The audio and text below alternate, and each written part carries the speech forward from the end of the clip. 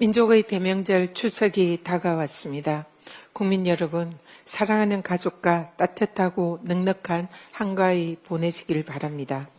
지난 설 명절에는 우리는 현직 대통령의 사상 초유의 친위 군사 쿠데타로 긴장 속에서 보내야만 했습니다.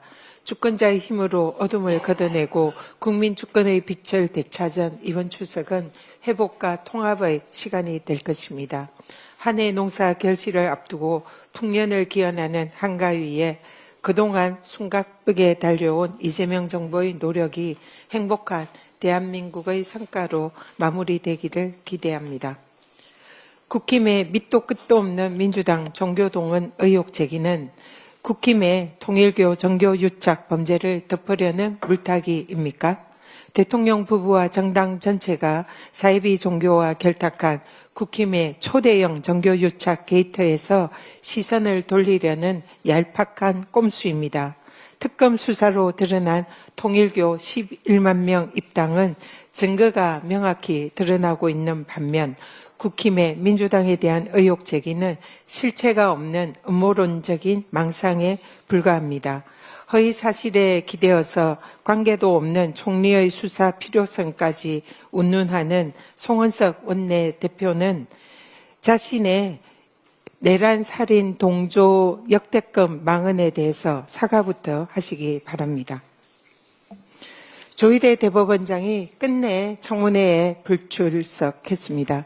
모든 국민은 법 앞에 평등하다는 헌법 조문도 국회법이 보장한 국회의 대법원장 출석 요구 권한도 조희대 대법원장 앞에서는 무용지물이었습니다.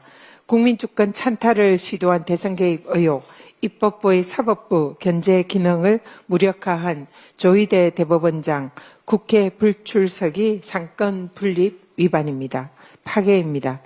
조희대 사법부의 지기현 감사기도 점입 가경입니다.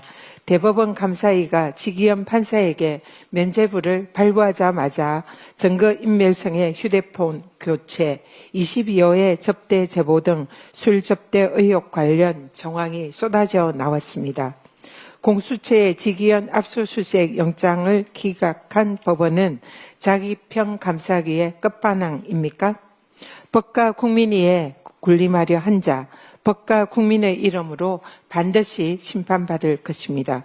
민주당은 결코 지치지 않고 국정감사에서 조희대 대법원의 대선 개입 의혹과 지기현 판사의 비위 의혹의 진상을 끝까지 밝혀내겠습니다.